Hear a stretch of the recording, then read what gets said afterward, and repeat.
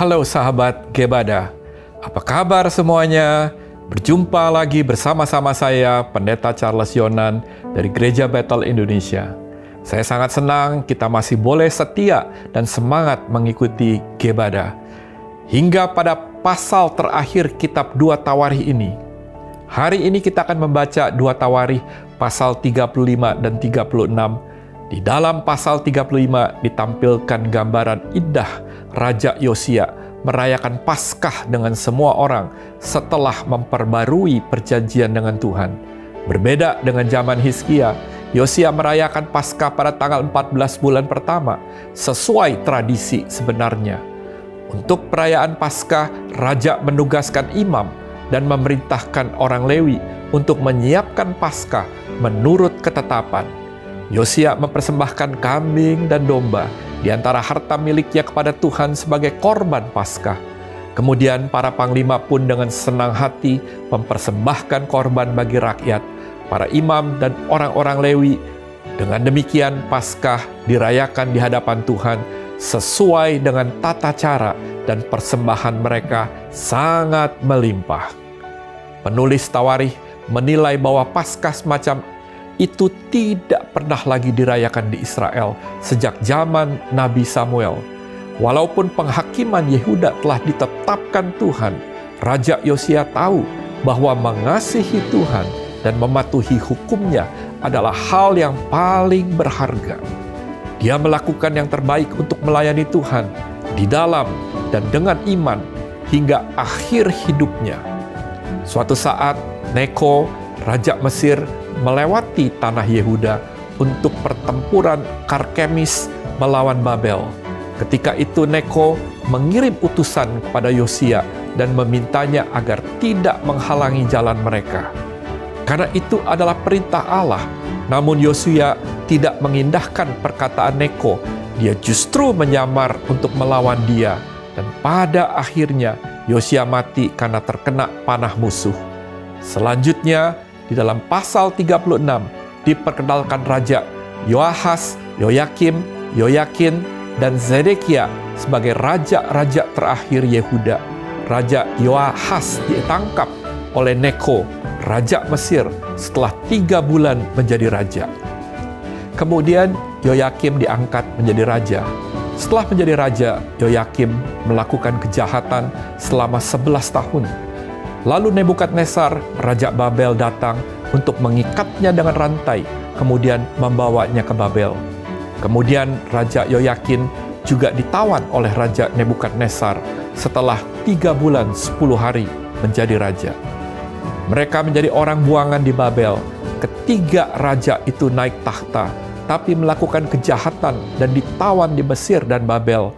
Mereka menjadi raja-raja yang sengsara. Kemudian bangkitlah Zedekia, Raja Yehuda yang terakhir, namun ia juga melakukan apa yang jahat di mata Tuhan. Zedekia bukanlah seorang raja yang rendah hati. Penulis Tawarikh menggambarkan kehancuran terakhir Yehuda, yaitu ketika Raja Babel datang, membakar bait suci, menghancurkan tembok Yerusalem, dan menawan orang-orang Yehuda. 2 Tawarikh diakhiri dengan keputusan Koresh, Raja Persia, yang memberikan perintah agar orang Israel kembali ke tanah air mereka. Peristiwa ini memberitahukan kepada kita bahwa firman tentang pemulihan yang disampaikan oleh Yeremia sedang digenapi. Kisah ini diakhiri dengan pesan bahwa setelah pembuangan, bangsa Israel harus hidup dalam ketaatan pada perjanjian dan menantikan pemulihan dari Tuhan. Pada akhirnya, 2 Tawarikh menyampaikan sebuah pernyataan bahwa harapan bagi seluruh umat hanya terletak pada janji Tuhan. Sekarang, mari kita membaca 2 Tawarikh pasal 35 dan 36 bersama-sama.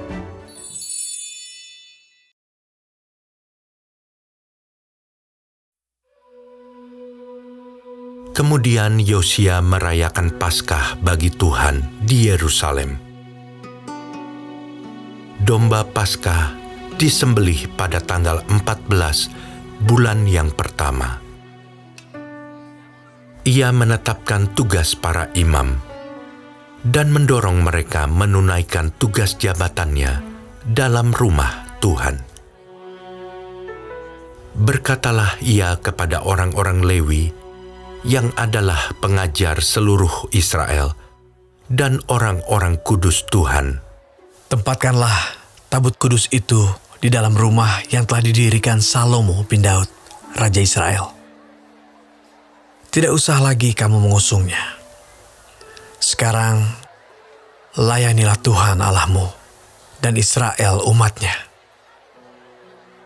Bersiaplah menurut puak-puakmu dan menurut rombonganmu, sebagaimana yang dituliskan Daud, Raja Israel, dan Salomo anaknya. Berdirilah di halaman tempat kudus menurut golongan puak saudara-saudaramu yang lain, yakni kaum awam, dengan satu rombongan puak orang Lewi untuk tiap golongan saudara-saudaramu itu. Sembelilah domba Paskah, kuduskanlah dirimu, dan adakanlah persiapan bagi saudara-saudaramu, supaya dilakukan apa yang difirmankan Tuhan dengan perantaraan Musa. Yosia menyumbangkan kepada kaum awam sejumlah 30.000 ekor kambing domba, yakni domba-domba dan kambing-kambing jantan yang muda, semuanya sebagai korban Paskah bagi semua orang yang hadir. Selain itu disumbangkannya 3.000 ekor lembu, semuanya itu dari harta milik raja. Juga para panglimanya memberi sumbangan sukarela kepada rakyat, para imam, dan orang-orang Lewi. Kemudian Hilkia, Zakaria, dan Yehiel, para pemuka rumah Allah, memberi kepada para imam 2.600 ekor kambing domba sebagai korban Paskah, dan selain itu 300 ekor lembu. Lalu Konanya dan kedua saudaranya, Semaya dan Netaneel, serta Hasabia, Yeiel, dan Yozabat, para pemimpin orang-orang Lewi, menyumbangkan kepada orang-orang Lewi 5.000 ekor kambing domba sebagai korban Paskah, dan selain itu 500 ekor lembu. Setelah upacara ibadah disiapkan, berdirilah para imam pada tempatnya, dan orang-orang Lewi menurut rombongannya, sesuai dengan perintah raja. Maka disembelihlah domba Paskah, dan para imam menyiramkan darah yang mereka terima dari orang-orang Lewi, sedang orang-orang Lewi menguliti domba itu. Tetapi mereka memisahkan korban bakaran untuk diserahkan kepada kaum awam menurut golongan puak mereka, supaya dipersembahkan kepada Tuhan sebagaimana tertulis dalam kitab Musa. Demikian pula dilakukan mereka dengan lembu-lembu. Kemudian mereka memasak domba Paskah di atas api sesuai dengan peraturan. Sedang persembahan-persembahan kudus mereka masak dalam kuali, belanga, dan pinggan, lalu membawanya cepat-cepat kepada segenap kaum awam. Kemudian mereka menyediakannya bagi dirinya dan bagi para imam, karena para imam, yakni anak-anak Harun, sampai malam hari sibuk mempersembahkan korban bakaran dan segala lemak. Oleh sebab itu, orang-orang Lewi menyediakannya bagi dirinya dan bagi para imam, yakni anak-anak Harun. Para penyanyi, yakni Bani Asaf, ada pada tempat mereka, sesuai dengan perintah Daud, Asaf, Heman, dan Yedutun, pelihat raja itu. Juga para penunggu pintu gerbang ada pada tiap-tiap pintu gerbang. mereka tidak usah meninggalkan tugas mereka, karena saudara-saudara mereka, orang-orang Lewi, menyediakannya untuk mereka. Demikianlah seluruh upacara ibadah bagi Tuhan disiapkan pada hari itu untuk merayakan Paskah dan untuk mempersembahkan korban bakaran di atas mezbah Tuhan sesuai dengan perintah Raja Yosia. Pada waktu itu, orang Israel yang hadir di situ merayakan Paskah dan Hari Raya Roti Tidak Beragi selama 7 hari. Paskah semacam itu tidak pernah lagi dirayakan di Israel sejak Nabi Samuel. Seorang pun di antara raja-raja orang Israel tidak pernah merayakan Paskah seperti yang dirayakan Yosia dengan para imam dan orang-orang Lewi, dengan seluruh orang Yehuda dan Israel yang dapat hadir, dan dengan penduduk Yerusalem. Paskah itu dirayakan pada tahun ke-18 pemerintahan Yosia. Kemudian daripada semua ini, setelah Yosia memperbaiki rumah Tuhan, majulah Neko, Raja Mesir, hendak berperang di Karkemis di tepi sungai Efrat. Yosia keluar menghadapinya. Ia mengirim utusan kepada Yosia dengan pesan, "Apakah urusanmu dengan aku, Raja Yehuda?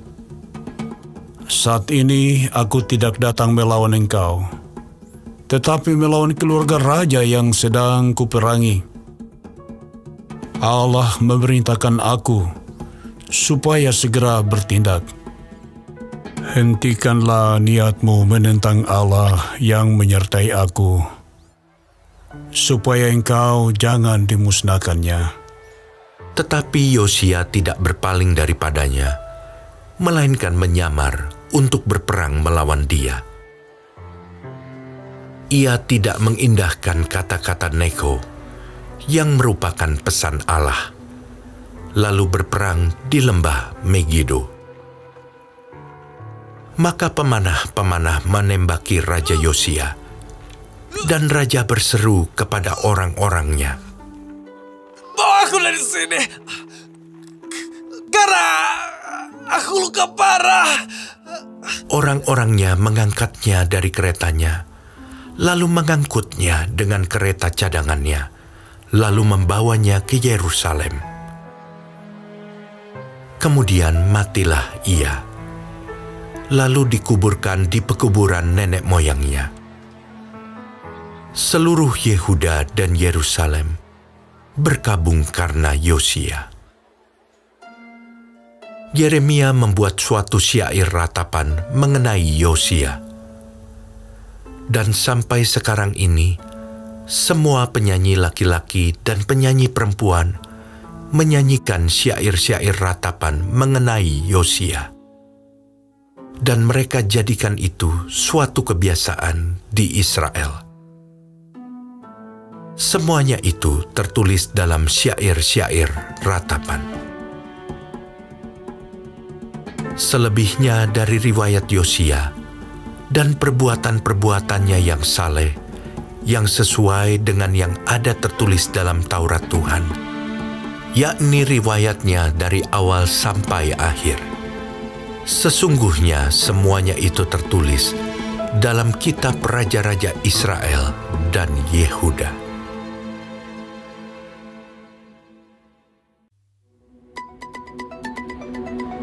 Rakyat negeri menjemput Yoahas anak Yosia dan mengangkat dia menjadi raja di Yerusalem, menggantikan ayahnya. Yoahas berumur 23 tahun pada waktu ia menjadi raja, dan 3 bulan lamanya ia memerintah di Yerusalem. Raja Mesir memecatnya dari pemerintahannya di Yerusalem dan mendenda negeri itu 100 talenta perak dan 1 talenta emas. Kemudian Raja Mesir itu mengangkat Eliakim, saudara Yoahas, menjadi raja atas Yehuda dan Yerusalem, dan menukar namanya dengan Yoyakim. Tetapi Yoahas saudaranya itu ditawan oleh Neko dan dibawa ke Mesir. Yoyakim berumur 25 tahun pada waktu ia menjadi raja, dan 11 tahun lamanya ia memerintah di Yerusalem. Ia melakukan apa yang jahat di mata Tuhan Allahnya. Nebukadnezar, Raja Babel, maju melawan dia, membelenggunya dengan rantai tembaga untuk membawanya ke Babel. Juga beberapa perkakas rumah Tuhan dibawa Nebukadnezar ke Babel dan ditempatkan di istananya di Babel. Selebihnya dari riwayat Yoyakim, segala kekejian yang dilakukannya dan kesalahan yang ada padanya, sesungguhnya semuanya itu tertulis dalam kitab Raja-Raja Israel dan Yehuda. Maka Yoyakin anaknya menjadi raja menggantikan dia. Yoyakin berumur 18 tahun pada waktu ia menjadi raja, dan 3 bulan 10 hari lamanya ia memerintah di Yerusalem. Ia melakukan apa yang jahat di mata Tuhan. Pada pergantian tahun, Raja Nebukadnezar menyuruh membawa dia ke Babel beserta perkakas-perkakas yang indah-indah dari rumah Tuhan. Dan Zedekia, saudara ayah Yoyakin, menjadi raja atas Yehuda dan Yerusalem. Zedekia berumur 21 tahun pada waktu ia menjadi raja, dan 11 tahun lamanya ia memerintah di Yerusalem. Ia melakukan apa yang jahat di mata Tuhan Allahnya, dan tidak merendahkan diri di hadapan Nabi Yeremia yang datang membawa pesan Tuhan. Lagi pula ia memberontak terhadap Raja Nebukadnezar yang telah menyuruhnya bersumpah demi Allah. Ia menegarkan tengkuknya dan mengeraskan hatinya, dan tidak berbalik kepada Tuhan Allah Israel. Juga semua pemimpin di antara para imam dan rakyat berkali-kali berubah setia dengan mengikuti segala kekejian bangsa-bangsa lain. Rumah yang dikuduskan Tuhan di Yerusalem itu dinajiskan mereka. Namun Tuhan Allah nenek moyang mereka berulang-ulang mengirim pesan melalui utusan-utusannya, karena ia sayang kepada umatnya dan tempat kediamannya. Tetapi mereka mengolok-olok utusan-utusan Allah itu, menghina segala firman-Nya, dan mengejek nabi-nabinya. Oleh sebab itu, murka Tuhan bangkit terhadap umat-Nya, sehingga tidak mungkin lagi pemulihan.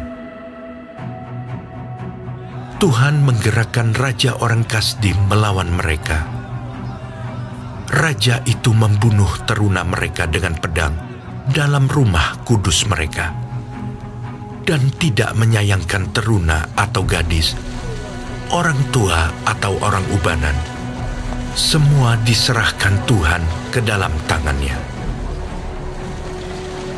Seluruh perkakas rumah Allah, yang besar dan yang kecil, serta harta benda dari rumah Tuhan, harta benda raja, dan harta benda para panglimanya, semuanya dibawanya ke Babel.